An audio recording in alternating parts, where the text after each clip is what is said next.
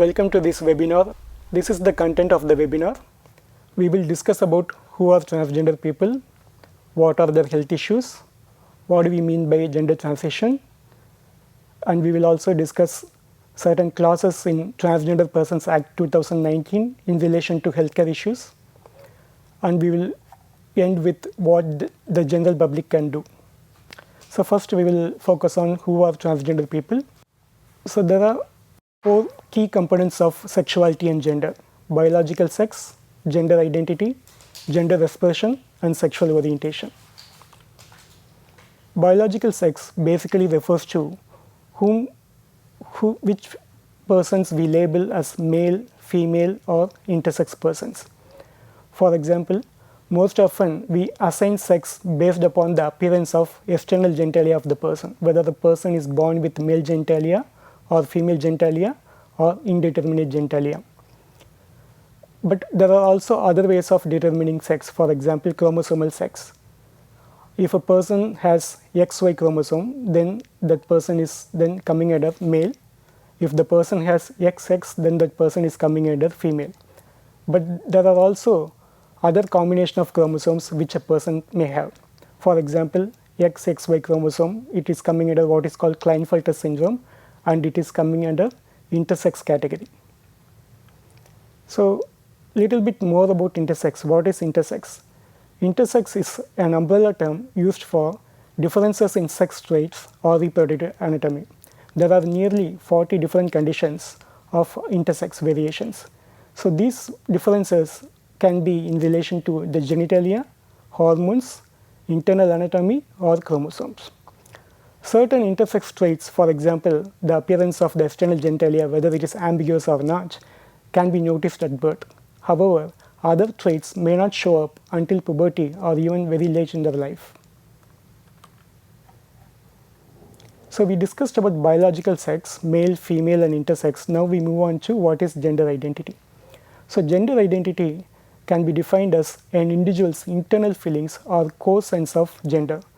For example, the person may identify as a boy or man, as girl or woman, or the person may not identify with any gender, or they may have a non-binary understanding of one's gender. For example, they may consider themselves as in between the gender or having the combination of both gender traits. So here you can see the description of the WHO on who is a transgender person. So WHO says transgender person is an umbrella term used for describing a diverse group of people whose internal sense of gender is different than that which they were assigned at birth. For example, if a person's biological sex is male, the person may identify as a woman. So in that case, the person is a transgender. Specifically, this person then is called as transgender woman. Similarly, if the person's biological sex is female and if the person's gender identity is man, then we label that person as a transgender man or trans man. There are two other concepts. One is gender expression and another is sexual orientation. Gender expression refers to how a person presents themselves in terms of their walking or way of speaking, how we consider that person as a masculine person or a feminine person or an androgynous person. So androgynous refers to whether the person has both masculine and feminine expressions. So these labels like masculine or feminine are according to the societal norms and expectations. Coming to the sexual orientation, it basically refers to emotional, affectional, and sexual attraction towards men, women, non-binary trans persons, or more than one of these. So, but we have to understand that gender identity is distinct from sexual orientation. Transgender people may identify with different terms. For simplification, we can broadly classify the transgender identities as binary identities and non-binary identities. Under the binary identities, there are two terms: transgender women or trans women and transgender man or trans man. So as we have seen, trans women are those whose biological sex is male and whose gender identity is women. However, some transgender women may not want to be labeled as transgender women, they may simply want to be identified as women. Similarly, we have seen who is a trans man. So people whose biological sex is female but who identify as a man, they are called as transgender women. Some of them may prefer to be identified as men, not as a transgender person. So under the non-binary identities, there are several terms. So we have provided some examples. For example, certain persons may identify as trans masculine, some people as trans feminine, gender queer, agender, and so on. In addition to the English terms like transgender women and transgender men, there are several indigenous local terms used in India. For example, hijras or kinnars are the terms which are commonly used for transgender women in North India. And there are several other terms which are used in different states. For example, Tirunangai is the term used in Tamil Nadu, Sivasaktis is the term used in Andhra Pradesh, and Nupi Manbi is used in the state of Manipur. When compared to transgender women, transgender men are relatively not that much known to the general public. Nowadays, now more and more of transgender men are becoming increasingly visible in the mainstream media. Similar to trans women indigenous identities, there are also indigenous trans masculine identities. For example, Tirunambi is the term used in Tamil Nadu to refer to trans men. Nupi Manba is the term used in Manipur to refer to trans men. Briefly about the medical aspects, it is important to note that being a transgender person is not a mental illness. The World Health Organization has coined a category called gender incongruence in the 11th edition of its International Classification of Diseases Manual. This condition, gender incongruence, appears in the sexual health chapter of the manual rather than in the mental disorders chapter. Gender incongruence refers to incompatibility or mismatch between one's assigned gender and gender identity. Briefly about what are the health issues faced by trans people. Most of the research data among transgender people are primarily from the transgender women. Only now more and more research is being conducted among transgender men. So among the transgender women, one key issue is the high prevalence of HIV. So this high prevalence is primarily due to the societal vulnerability. For example, many hijras, they may leave their biological families because of family non-acceptance. Once they leave their family because they don't have educational opportunities or they are not provided any other employment opportunities, many people may take up sex work for their survival, thus increasing the risk for HIV. In addition to the HIV risk, some other mental health issues which are faced by both transgender women and transgender men are depression, suicidal thoughts, and alcohol abuse. These mental health conditions are primarily because of the stigma and discrimination experiences faced by them, because they internalize the society's negative attitude.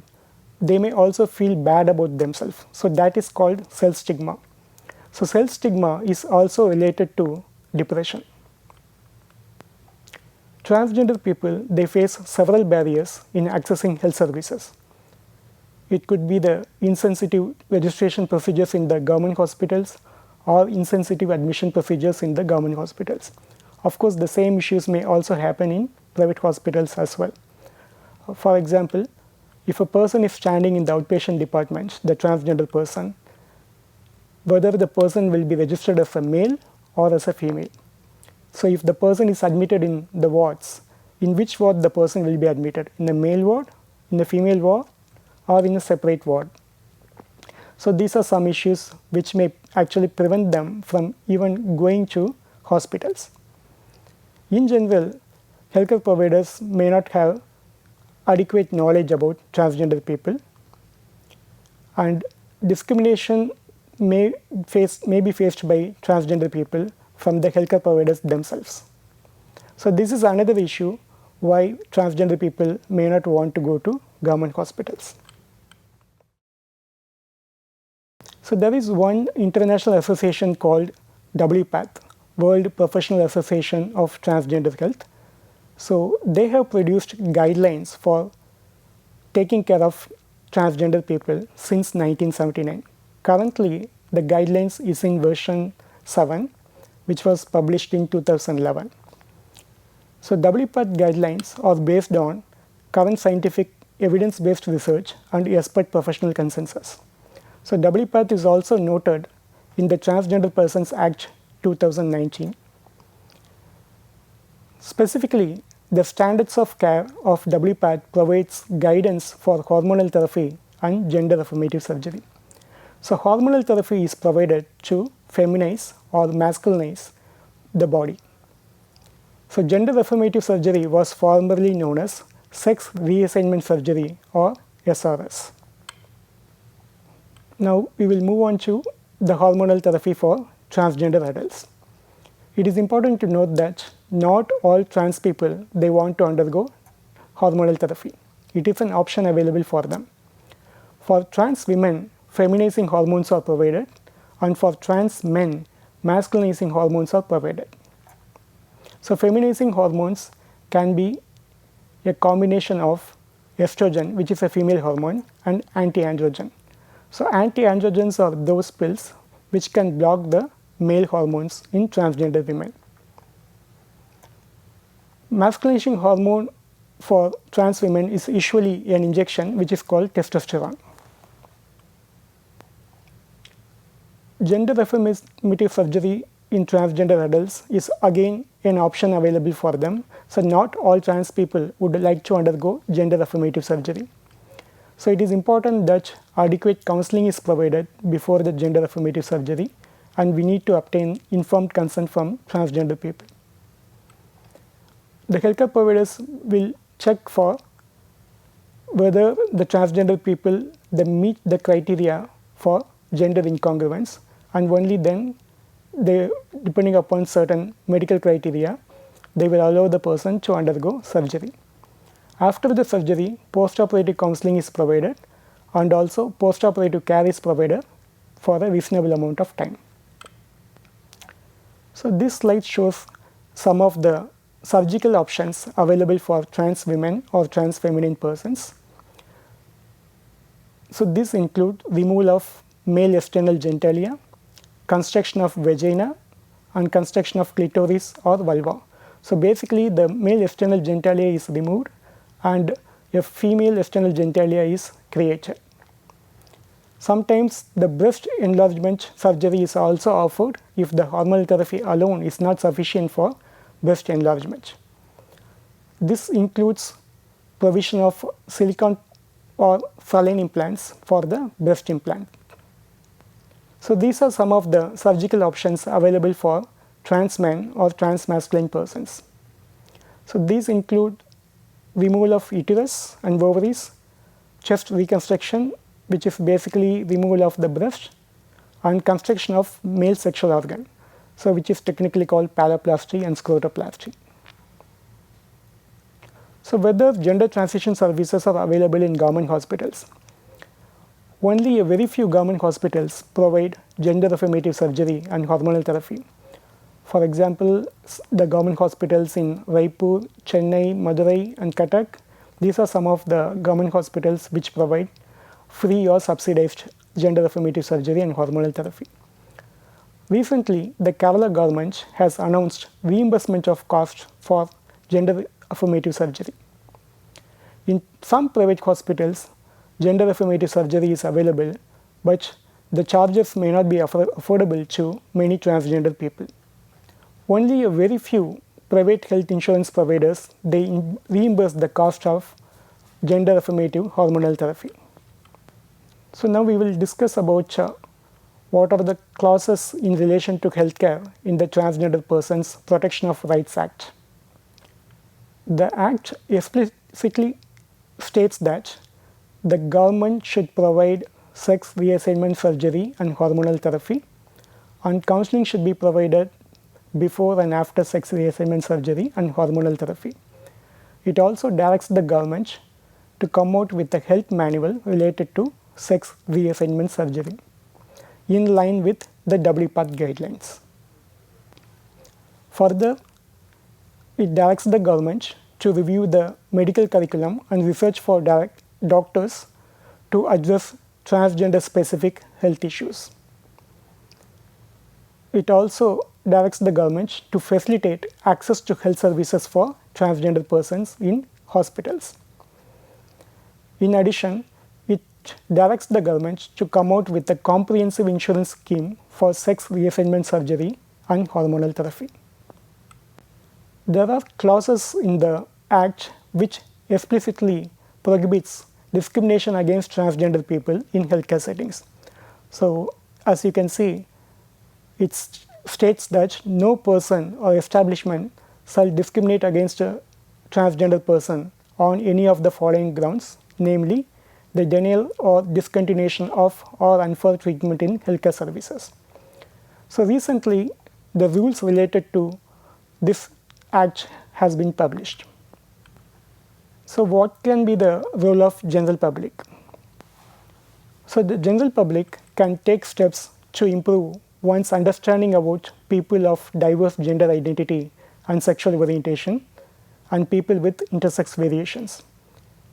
They can also accept and support a transgender person in one's family if present. Educating family members and other persons about transgender people, and of course behaving in a non-judgmental and non-discriminatory ways towards transgender people. The main thing is about acceptance of transgender people and appreciation of the value of diversity among human beings. So you can see a list of non-technical resources in this slide for further readings. Thank you very much.